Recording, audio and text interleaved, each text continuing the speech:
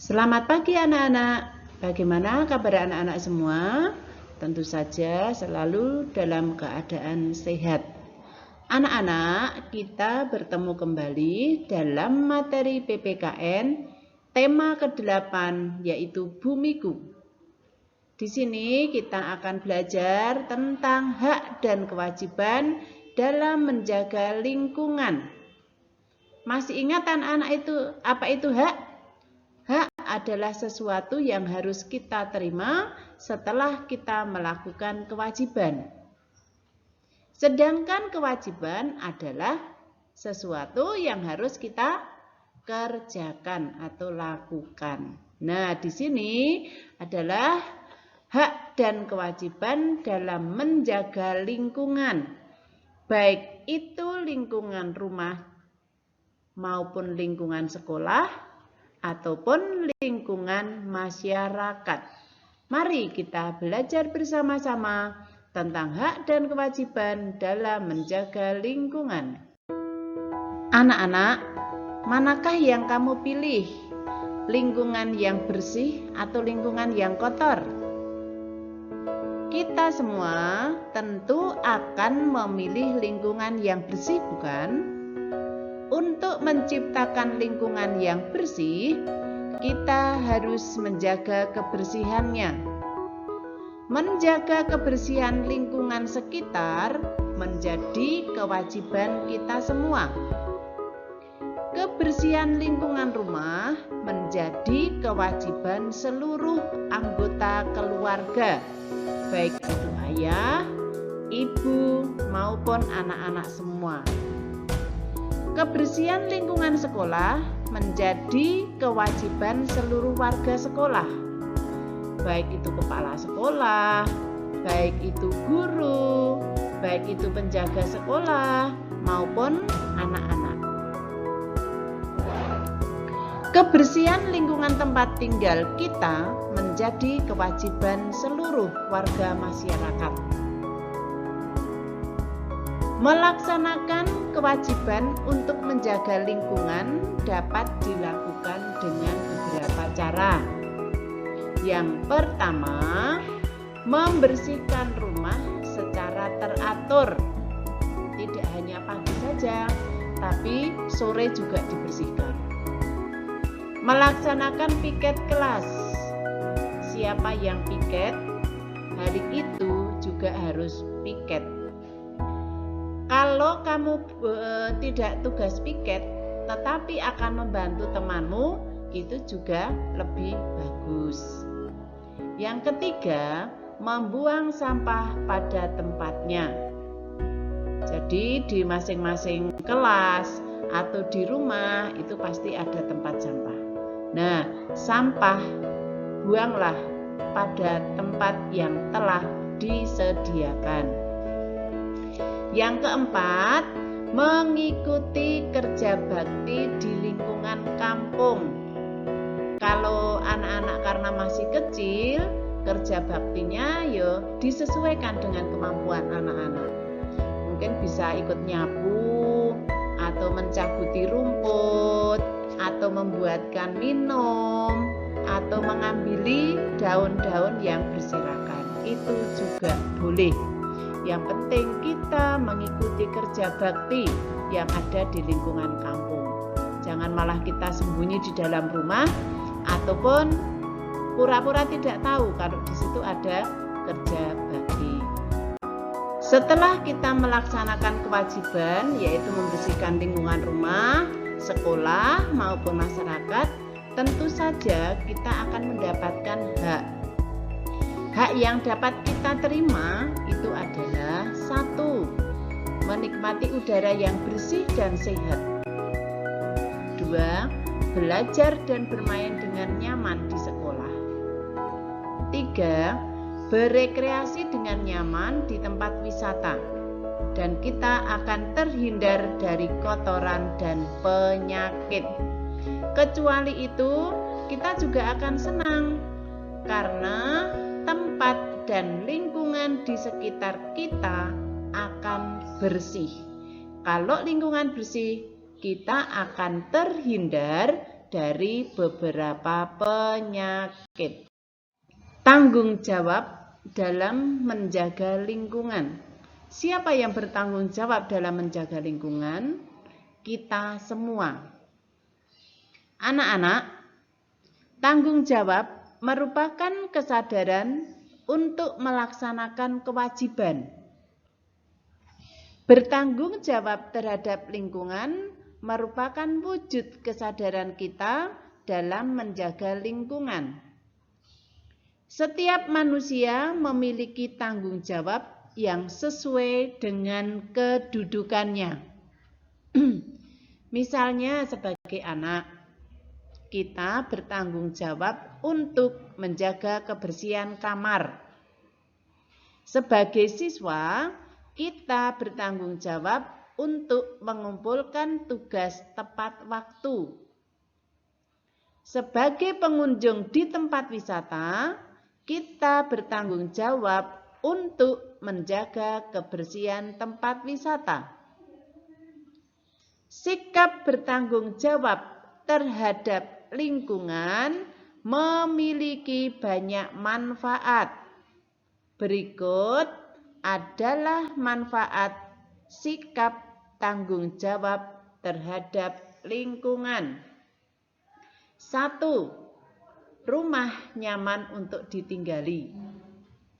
Kita akan kerasan tinggal di rumah. 2. Mengurangi pencemaran udara, air, dan tanah. 3. Lingkungan sekolah tempat indah, bersih, dan rapi. 4. Terhindar dari bencana banjir dan tanah longsor. Itu tadi manfaat menjaga lingkungan sekitar kita. Sebagai warga masyarakat, kita bertanggung jawab untuk menjaga kelestarian lingkungan. Caranya sebagai berikut. 1.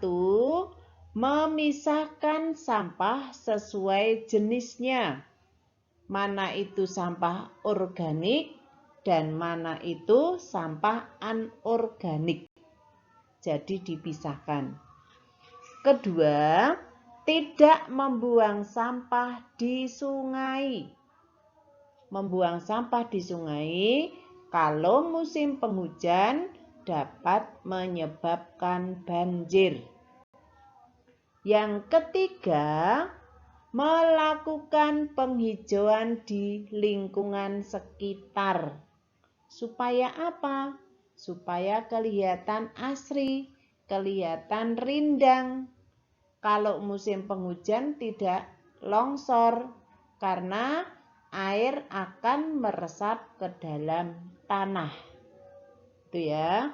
Jadi ada beberapa yang harus dan perlu kita lakukan supaya lingkungan tetap lestari. Kerjasama dalam menjaga lingkungan. Setiap warga negara memiliki hak yang sama untuk hidup di lingkungan yang bersih. Oleh karena itu, kita semua memiliki kewajiban untuk menjaga kebersihan dan kelestarian lingkungan. Jika kita melakukannya, kita akan merasakan lingkungan yang bersih dan sehat. Saat ini di Indonesia banyak terjadi kerusakan alam dan pencemaran lingkungan. Pencemaran lingkungan terjadi akibat semakin bertambah jumlah kendaraan. Sekarang kendaraan baik itu roda 2 maupun roda 4 itu sudah banyak sekali. Kegiatan industri, pabrik itu yang selalu mengeluarkan asap, walaupun itu sudah dibuatkan cerobong asap. Serta kegiatan yang tidak ramah lingkungan. Berbagai pencemaran tersebut menyebabkan pemanasan global dan perubahan iklim.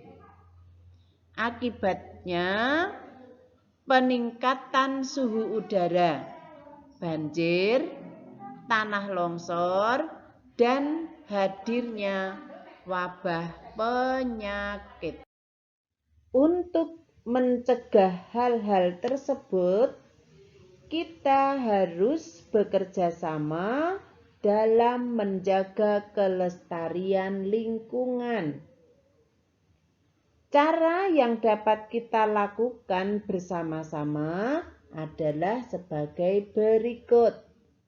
Pertama, menggunakan sumber energi alternatif yang ramah lingkungan. Apa sumber energi alternatif itu? Bisa air, bisa angin, bisa matahari, bisa gelombang air laut, dan lain sebagainya. Yang kedua, menanam kembali hutan yang gundul atau disebut juga reboisasi. Yang ketiga, melakukan penghijauan. Itu sama dengan yang atas ya. Yang keempat, menggunakan kendaraan umum untuk mengurangi polusi udara. Itu artinya kalau kita bepergian, apalagi kalau dekat, itu menggunakan kendaraan umum. Atau lebih bagus itu adalah sepeda.